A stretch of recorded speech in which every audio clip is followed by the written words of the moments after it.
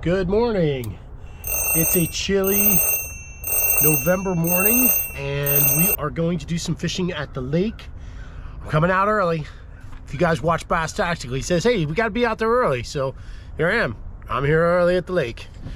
So we're going to quick get ready here. We're going to be using some jerk bait and we're going to be using some crankbait.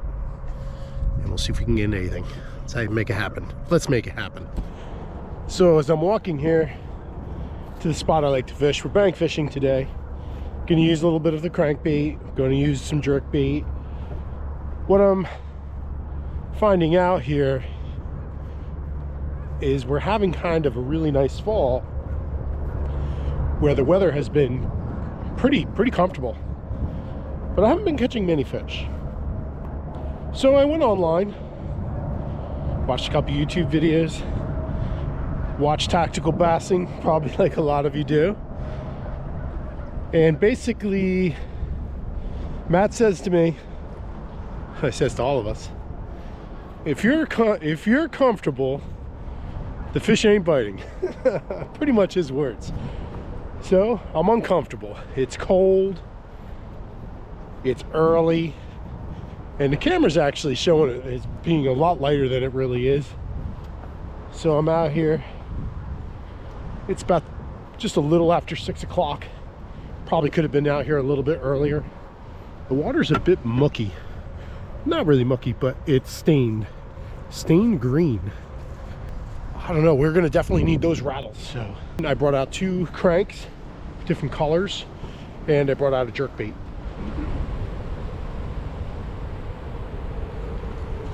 So we got a little spillway here that we're gonna be fishing off of, a little concrete structure.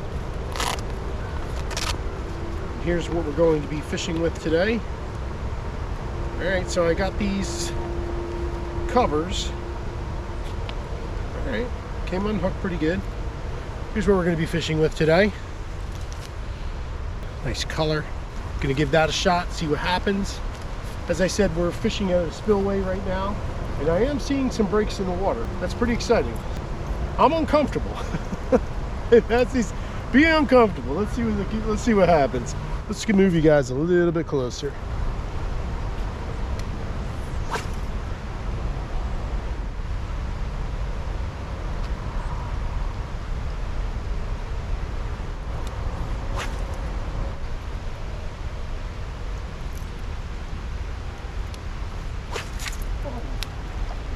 Got a pretty nasty backlash. Trying to sing it, but I can't get it out there. Yeah, I'm trying to send it to get it deep and bring it back, but I loosened up my brake and it backlashed terribly. So we're getting that cleaned up. I'll put my brake back where it was. All right.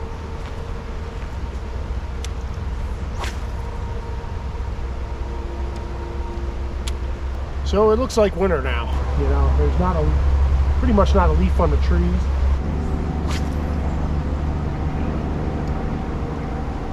So I was seeing a couple of nice breaks in the water here when I first got started. Actually, as I say that, I was gonna say I haven't seen any recently, and I do see a couple now.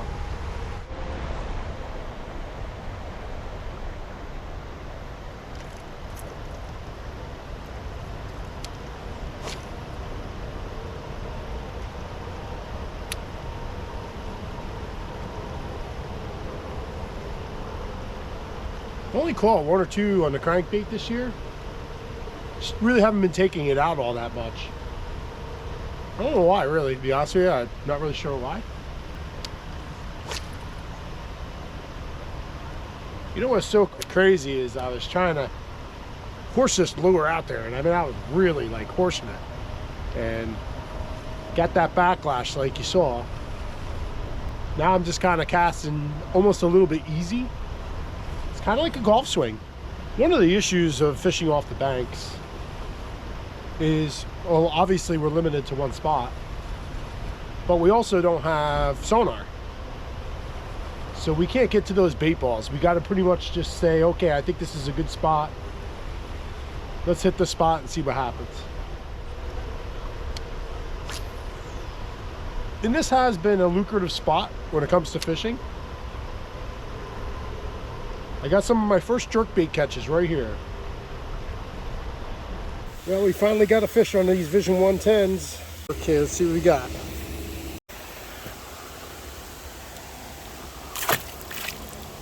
I'm hoping this rattle is going to call him in. Pretty far out, I'm seeing some breaks in the water. There's all different types of techniques. You know, some people like to burn them. You burn it, burn it, burn it. Really run your lure quickly. You run it fast, fast, fast. Let it pause. Let your lure come on up. Then you got your steady retrieve. If you're going slow, I don't think you're going to get as much rattle. It's a good way to kind of keep your lure at one level. So this lure goes 3 to 6. When you're really cranking on it, you can guarantee you're going to get to that 6 foot. But if you just do-si-do him back, I'd like to think that he's going to stay around that 3 area. Now the breaks are going a little further away. So one break get kind of closer, and I was like, ooh, I'm bringing him in. But now the breaks have kind of gotten a little further.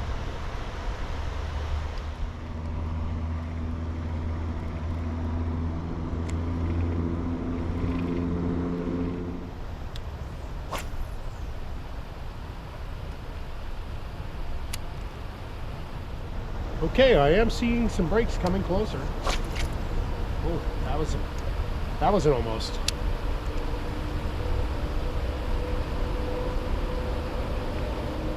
Now the thing of it is, okay, yeah, so you get them closer. Will they attack what I'm throwing? Oh, I just saw a fish jump. All right. And very near to my area, so this is very promising.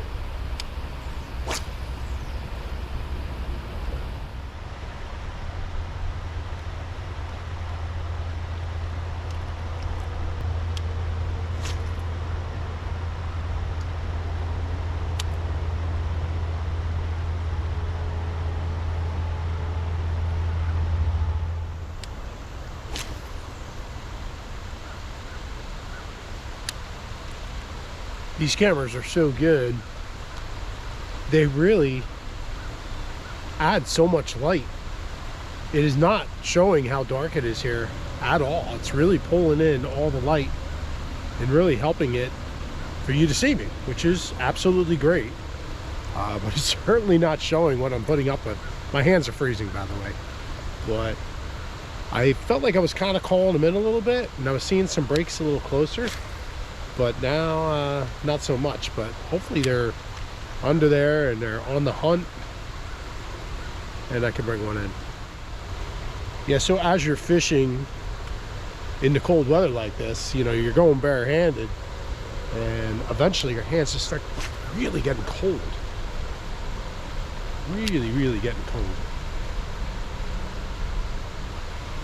Especially with the bait caster, you're kind of catching all the water that's reeling, you know, coming off your reel on the bottom of your hand, so your hand really gets wet.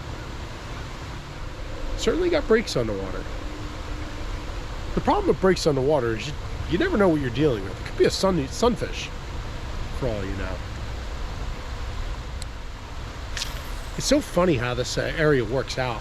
You'll see a bunch of hits, and then nothing for a few minutes, and you're like, oh, I guess it's over. And then all of a sudden you start seeing a bunch of breaks in the water again. So it's unpredictable, this spot. And I have not caught anything here with a crankbait. So I'm very curious to see if I can get anything. We certainly have a good rattle on this thing, this guy. Let's bring him back here. So, and it's subtle. It's not like real raspy. It's a deep, you know, sometimes I hear some of those rattles and they're really, really rattling.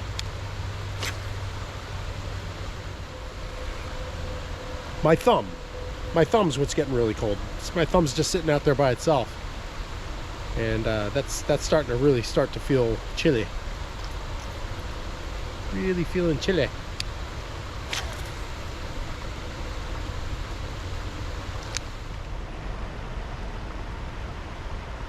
So we had a break come up right next to us here. We feel pretty good.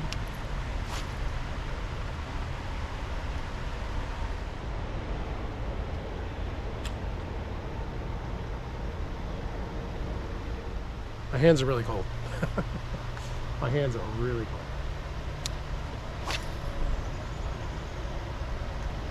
The breaks in the water are keeping me going here.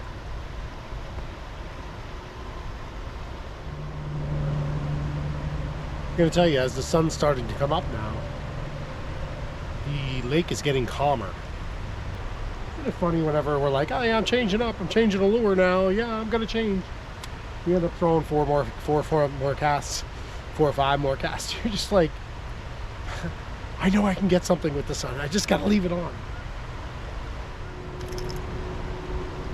So I just got some covers for these, because these treble hooks are trouble. So I was able to pick up these little covers. I got these on Amazon quite cheap. I think it was like $13 for 2, and they work quite nice if you can keep them in your hands. And I have ones that came from Bass Pro Shops, about the same price actually, but their Velcro is not that great. I can't like pinch the Velcro right to the rod. And this is called Dr. Fish. Like I said, I got them on Amazon, and I think they were like $13 for a set of 3. All right, so you can see I have the same Dr. Fish cover in here. It simply just pulls right off. They're soft, so you can put them right in your pocket, which my hands are appreciating. This is our Bass X. Now this particular bait caster, I'm running fluorocarbon, and I'm going to tell you something. The fluorocarbon is just so much nicer. You can get further cast, in my opinion, and it just feels good. It's really smooth. The braid is so raspy. I don't feel like I can get the same cast on it. And this guy also has those similar rattles in it. Again, another shallow diver, and we'll give him a shot. Let's see if this guy will bring anybody in.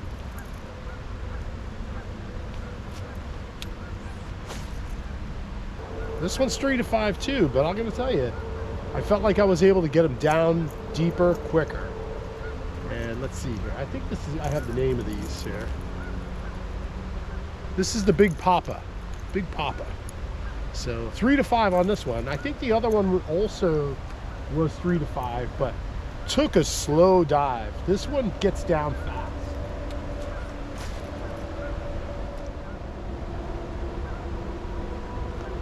Kind of feeling a little bad that I didn't bring my coffee. My coffee's probably over there. You forgot me. And I did. Got my coffee.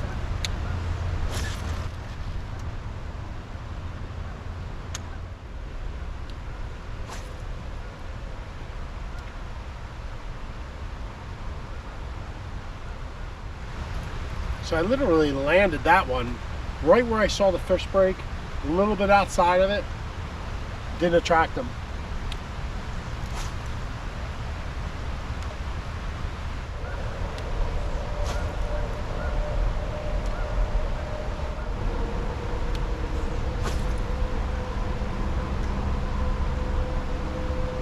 This particular crankbait doesn't seem to have the same chatter that the other one doesn't, and I don't know if it's because of the fluorocarbon's not really sending me back that same information,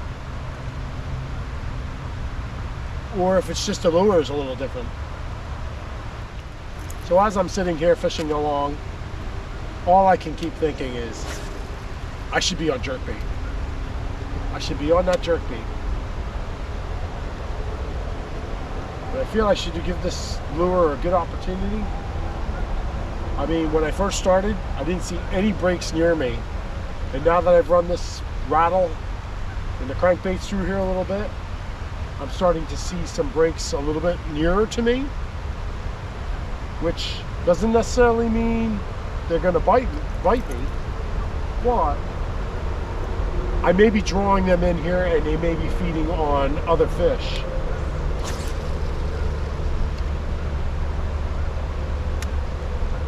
I'm the only one at the lake today.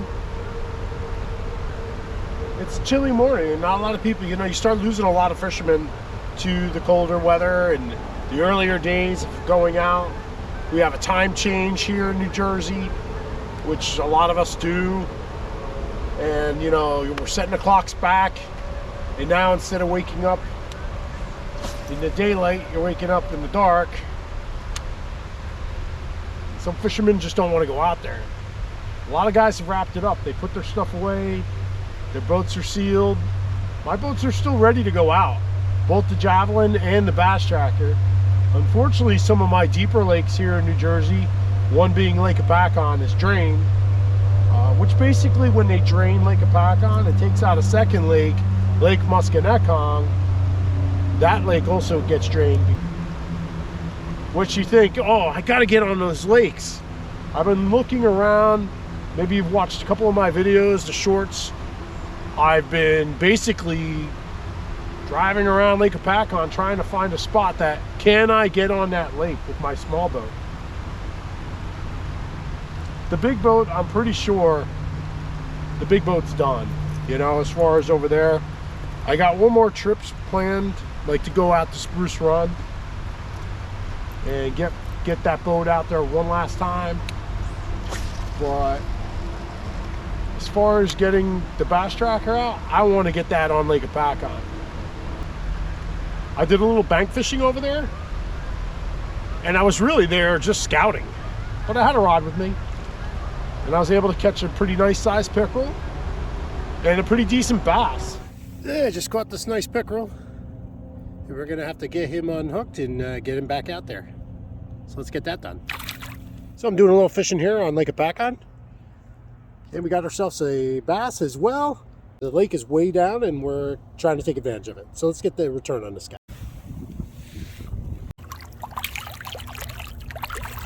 There you go. And he's gone. It was nice to go over there. Let me ask you, if you wouldn't mind, leave a message in the comments. Do you feel like when you talk, it slows the fishing down? Does it hurt the fishing? Do the fish mind that you're talking? How about music? When you're on the boat and you're playing music, does that affect the fishing? Obviously, being as stealth as possible makes sense. You know, there's some long days out on the lake, and if you're with a buddy, or if you're YouTubing, everybody, you're all my friends, you know, you like to have a conversation. And maybe for me, for my fishing experience, especially now that I'm running some of my fishing on YouTube, maybe it is hurting some of my fishing because, you know, I'm talking and, you know, I don't want you to just sit there and just look at me cast away, and cast away, especially if there's no fishing happening, no fish. I'm sure it gets a bit tedious or a little bit dull. You know, I try to throw a bunch of little whoosh, whoosh in there, so, you know, to kind of keep you interested. But the real interesting thing here is, are these little crankbaits off the bank gonna be able to bring in a fish? And so far, we haven't had much success. It's so strange too. When I open up my crankbait case, I've probably got 20 different crankbaits. Out of those 20 crankbaits, when I put those crankbaits on, I just feel like none of them are good enough. And I've had that with some of my other lures. Pop the box open, I see 20, maybe even 30 lures, and I'm just like, there's not one in there that's gonna catch a fish. But yet I have all those lures. Is every lure gonna have its day? That remains to be seen. I mean, I've thrown out some weird stuff. And I'm up for the challenge because weird stuff sometimes does catch fish. Especially if you get a pressured lake or any pressured waters, that the fish have seen everything. Do fish have memory? I don't know. But I certainly think, let me give you a scenario. So we fished over at this one lake. And at the lake, there was a walnut tree. And the walnuts around here are about the size of like a clementine orange. And it was dropping them right in the water. Well, of course, we hear these explosions in the water and we're thinking, oh man, there's got to be a ton of fish over there. Well, as we get closer, we could see it was not fish. It was walnuts falling in the water. So you kind of start to wonder, do the fish just avoid that area because they don't want to get hit in the head with a walnut? And the other thing is, they know they're walnuts. They're not going to go after there and bite them. So they're getting used to the rain of these walnuts hitting the water. And that's what I think happens on high pressured lakes. They start to get used to the fact that lures are constantly dropping into the water. And it starts to become the norm for them. And I don't think they're as aggressive to the items falling in the water because it becomes normal. They're used to all these lures raining down into the water. And that's why it makes it really tough to fish some of these high pressured areas. And that's where we have to think outside the box. We need to be able to, rather than be splashing in the water all over the place, we need to find a way that we can get down deep into the water, almost stealth. And what I mean by that is not this big splashing unit like one of the football jigs or something like that. Something that's going to make a real loud hit. Something that can kind of dive in, like a swim bait, you know, a light swim bait. Something that can kind of just, maybe with a jig head, just glide around down on the bottom. Stealthy. I don't know. Your thoughts? Comment down on the bottom. Let me know what your thoughts are. High pressured lakes are tough. This is not a high pressured lake in my opinion. I mean, I'm the only one here. A lot of times, I think there's been a few times that I've come here, there was maybe 4 people here, a few people on the banks, maybe 2 boats and a kayak or 2. Well, it happened. I finally got stuck on something on the bottom. And I think whatever it is, I've been hooked up on this before. And I have Vision 110 stuck down here too, and I think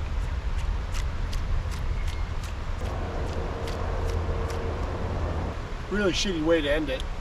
I was just about to switch over to the jerk bait, and yeah, we're hooked up on something.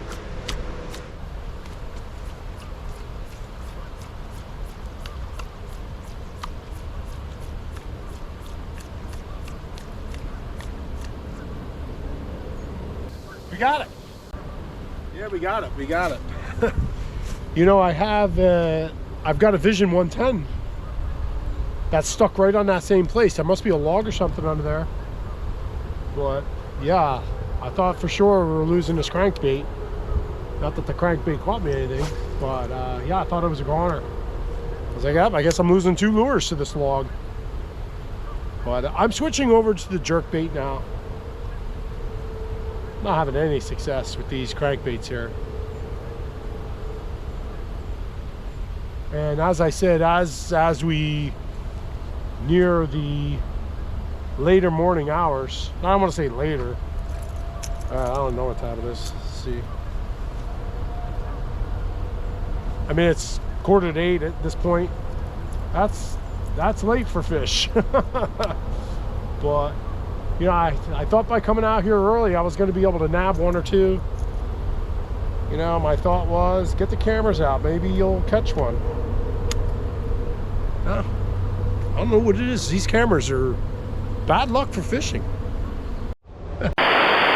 So the camera shut off when I was complaining that you guys all shut off on me. as soon as I started to complain that I don't catch too many fish when I have the cameras on for some reason, the camera shut off. She was like, "Oh yeah, Paul? You don't want us to be watching you when you catch fish? We'll shut you right off." And that's exactly what happened. So here's that Bass Pro Shops ones I was telling you about. You can see it just doesn't close all the way, and actually my hook came undone. Now this is a Vision 110 in here. These hooks are absolutely vicious. I mean, this is not something, these hooks are just begging to be part of you. And even with the soft cushion on here, I sometimes have a tough time getting the hooks out of the hook guard here. I've actually broken a hook trying to get them sometimes out of these guards. There you have it. This guy's beat up. I have caught some fish on this guy. This is a Vision 110. Let's put him out there. Jerkbait. Switching it up, jerkbait. No more crankbait, going to the jerkbait. This rod always gives me a little bit of a finicky start, so it's likely I'm probably going to, let's hope not, but it's likely I'm probably going to have some problems, so I'm going to start off slow and get them out there. This reel is a bit temperamental for some reason.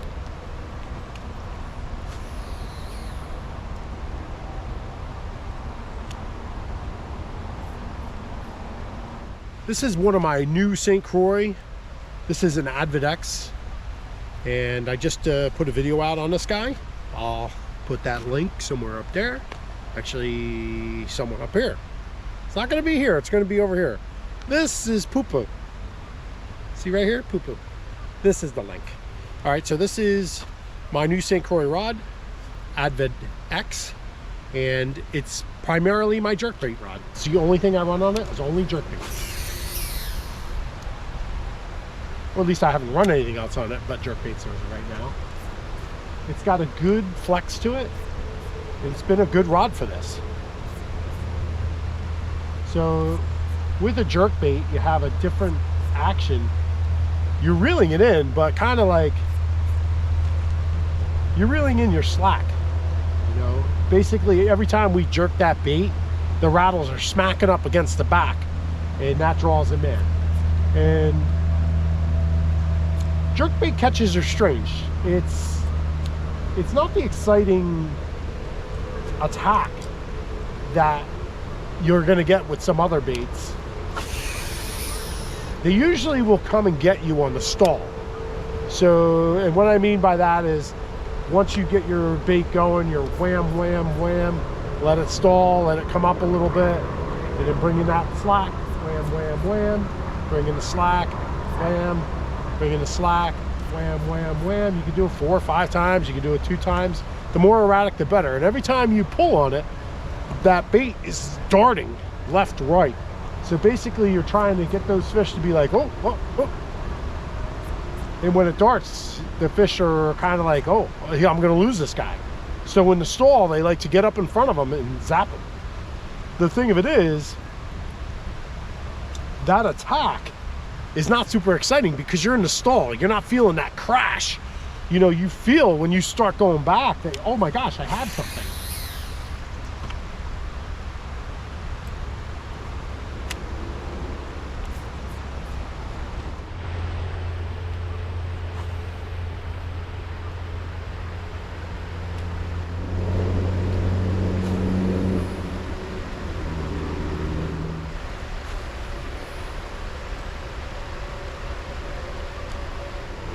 You know, I almost took the boat out today, and I'm kind of glad I didn't. Probably would have been kind of disappointed to go through all that effort to get the boat out and then the fish not be biting. The breaks in the water have really slowed down. I haven't seen a break in probably a good 5-6 minutes now. So I think our morning's kind of up. Well, that's it. We gave it all we got. We ran 2 cranks. We ran the jerkbait. No hits. Saw a few breaks in the water, but nothing for us. Nobody seemed to be interested in what we were throwing today. So, you know, I make a lot of videos. But today was no catch today. So we're gonna get this guy closed up here. I really appreciate you guys watching. I know there was no fish catch today. So you're probably saying, that guy doesn't know what he's supposed to be fishing. Shouldn't be fishing crankbait today. It's too cold. It's too early. It's too wet. I don't know. But yeah, I haven't seen many breaks lately, so we're gonna wrap this on up. We got out here early. I'm uncomfortable. I'm cold. So I watched the video yesterday from Tactical Bassin. I'm sure you guys watch them too, and it's like, hey, if you're not comfortable, if you're comfortable, the fish aren't biting. Well, I'm uncomfortable. I could probably be more uncomfortable. It could be raining or snowing, but that's it for today. Thanks again for watching. Don't forget to like and subscribe. I know, you know, I guess, you know, hey, you're not gonna catch them every time you come out. Thanks again for watching, guys. Really appreciate it. You guys have a great day.